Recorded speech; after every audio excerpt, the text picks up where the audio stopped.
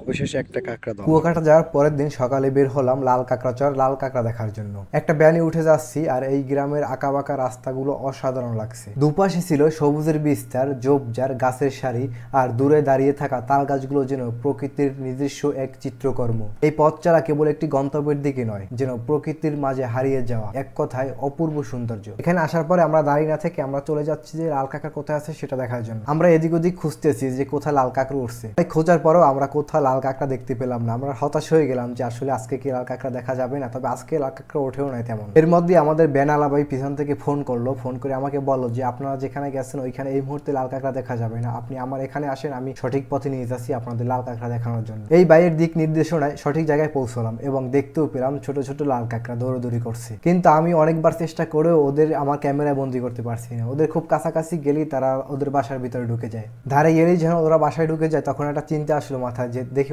ওদের একটা ধরা যায় কিনা, ধরে তারপর ভিডিও করবো। তো অনেকক্ষণ চেষ্টা করার পরে অবশেষে আমরা না পারলো আমাদের ড্রাইভার ভাই কিন্তু একটু ধরে ফেলছে। তারপর আমরা নদীর পাড়ে হাঁটতে বের হলাম। আকাশটা ছিল একদম নীল আর হালকা বাতাস যেন শান্তির বার্তা দিচ্ছে। নদীর পাড়ে হাঁটার সময় পাশে দেখা গেল নৌকা, খোলামেলা পরিবেশ আর নদীর স্রোতের শব্দে পুরো জায়গাটা যেন জীবন্ত হয়ে উঠেছিল। এভাবে আমাদের সুন্দর সময় কাটিয়ে আমরা ফিরে আসলাম। কুয়াকাটার এই ভ্রমণ ছিল স্মৃতিময় আর মনোমুগ্ধকর। প্রাকৃতিক সৌন্দর্য কখনোই হারায় না, আমাদের উচিত এটা সংরক্ষণ করা।